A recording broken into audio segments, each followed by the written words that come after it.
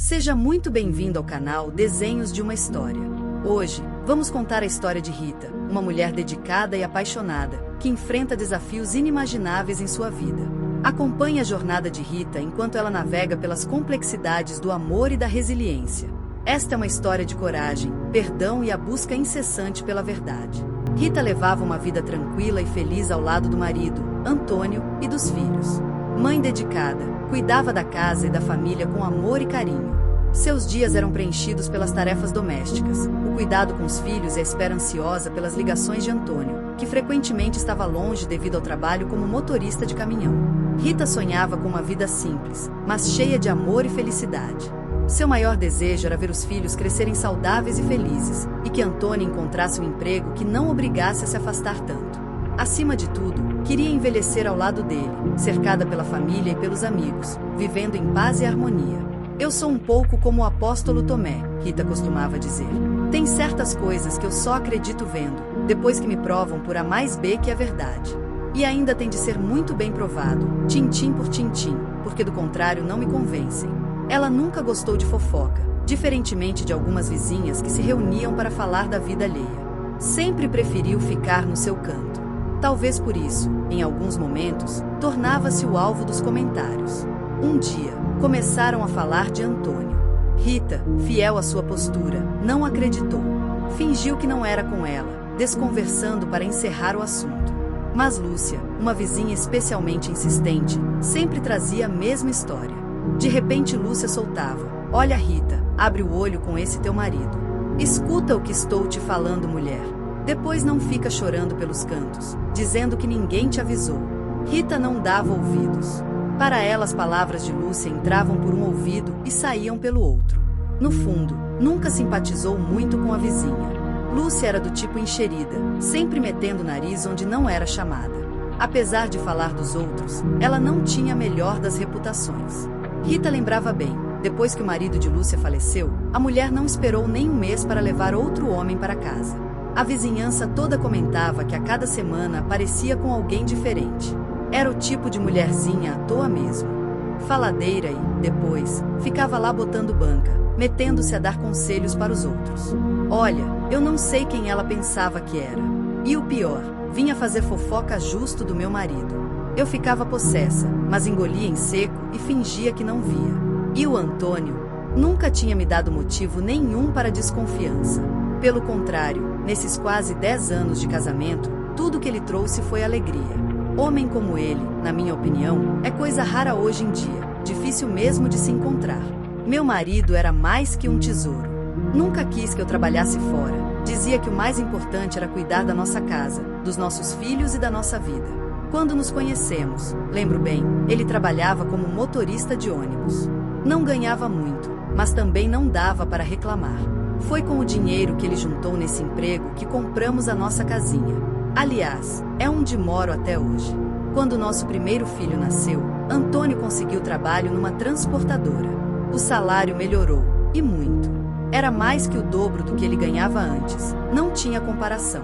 Só que o trabalho exigia que ele passasse muitos dias fora de casa.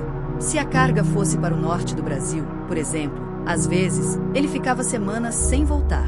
Mas mesmo longe, ele fazia questão de ligar praticamente todo dia. Era a forma dele de marcar presença, nem que fosse por telefone. Teve uma vez que não esqueço. Quando ele ligou e disse aquilo, confesso que chorei de emoção. Não foi só o que ele falou, mas como ele falou. Era sincero. Dava para sentir que vinha do coração. Ele estava viajando fazia uns 10 dias, mais ou menos, quando telefonou e disse: "Rita, vou te falar uma coisa. Essa é a última vez que venho para esses lados sozinho. Da próxima vez, você vem comigo, nem que eu tenha que te amarrar na cabine do caminhão. É muita saudade de você. Rita, não aguento mais." Eu amava tanto aquele homem que, se não fossem os nossos filhos ainda tão pequenos, eu era bem capaz de aceitar a proposta dele. Teria ido com ele para qualquer lugar, até o fim do mundo, se fosse preciso. E com a maior alegria do mundo. Antônio também era um pai exemplar. Mesmo um pouco ausente, por causa do trabalho, nunca deixou faltar nada, nem para os filhos, nem para mim. Era um homem de ouro, como já não existe mais hoje em dia. E era por isso que eu não admitia ouvir ninguém falando mal dele. Um dia, no meio dessas fofocas, Lúcia apareceu com aqueles papinhos de pessoa dissimulada, e foi aí que eu perdi as estribeiras. Até aquele dia, eu tinha levado tudo na esportiva, fingindo que não ouvia. Mas, dessa vez, não sei o que me deu. Deve ter sido a mágoa acumulada. Eu só não fiz isso ainda porque estou me segurando, mas, se quer saber, agora vou te perguntar.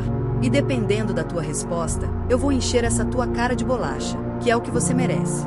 Era a primeira vez que eu respondi às provocações dela. Depois disso, ela ficou com uma cara de espanto, sem acreditar no que estava ouvindo.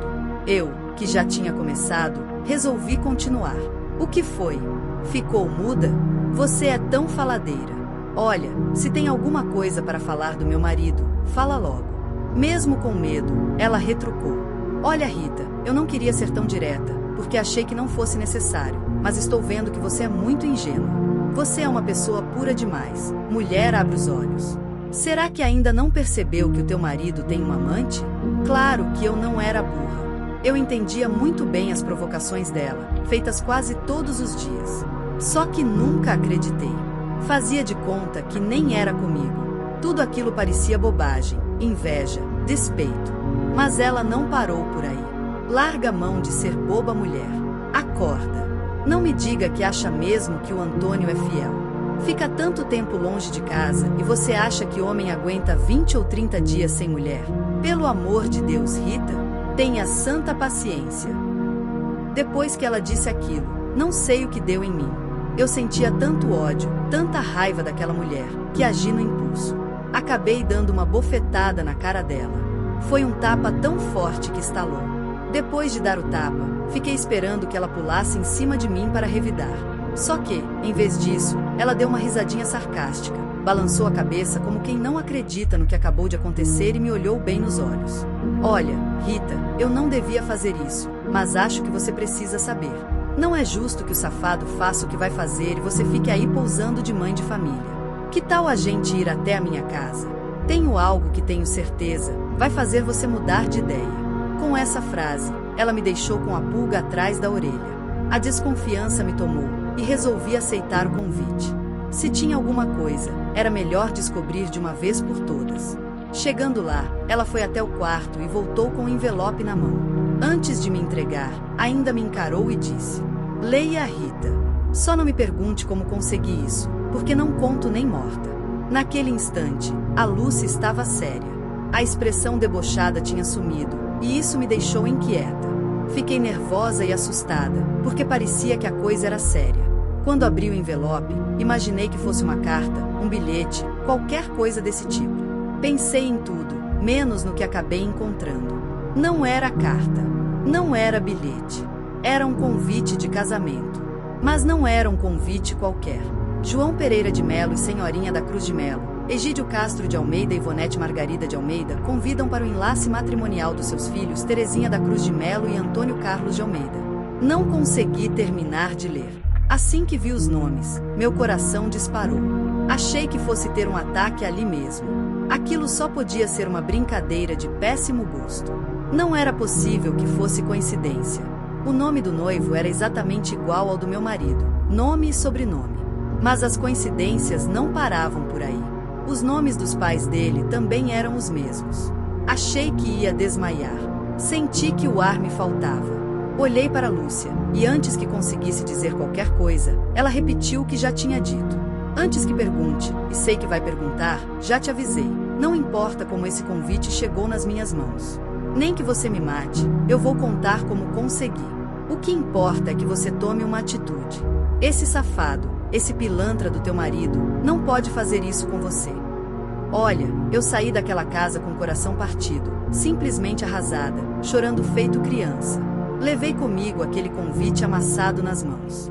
No entanto, no fundo da minha alma, eu ainda acreditava que tudo pudesse ser apenas uma brincadeira de mau gosto. Durante todo aquele dia, fiquei daquele jeito, com o olhar perdido, pensando em 1 milhão de coisas, remoendo aquela amargura que me envenenava por dentro. Li e reli aquele convite 1 milhão de vezes. Não era possível que aquilo fosse verdade, não era possível.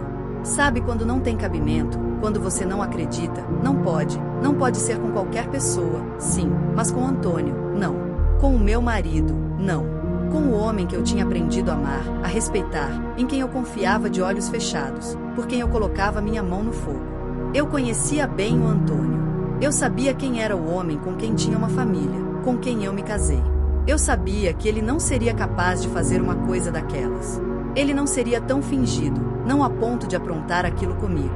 Nunca, não e não, definitivamente. Aquilo só podia ser uma brincadeira, só podia ser alguma tramóia daquela despeitada da Lúcia. Claro, é claro, invejosa do jeito que era, eu não duvido que ela fosse capaz de inventar aquela história só para colocar minhoca na minha cabeça e disseminar a discórdia entre mim e o meu marido. Só podia ser. Olha, eu acho que nunca esperei por um telefonema do Antônio com tanta ansiedade. Só que ele acabou não ligando. Aquele dia, ele só me ligou no dia seguinte, depois do almoço. Atendi o telefone com o coração disparado. Ele falou comigo como sempre falava, do mesmo jeitinho, sem tirar nem pôr. Alô, Rita? Ô amor, eu estou aqui no Recife. Já entreguei a mercadoria daqui. Eu acho que vão me mandar lá para o Maranhão. Lá eu dou um jeito de voltar para Curitiba. Eu estou morrendo de saudade de você e das crianças. Viu? E aí em casa, como é que tá? Tudo bem? Tão precisando de alguma coisa? Antônio, a gente não tá precisando de nada. Não tive coragem de falar o que tinha acontecido. Aliás, para falar bem a verdade, eu já estava quase convencida de que tudo não passava mesmo de uma brincadeira daquela invejosa da minha vizinha. Só que apesar disso, depois que desliguei o telefone, tomei uma decisão. Eu ia tirar a limpo aquela história. Eu ia provar para aquela despeitada da Lúcia, que além de despeitada, era também mentirosa.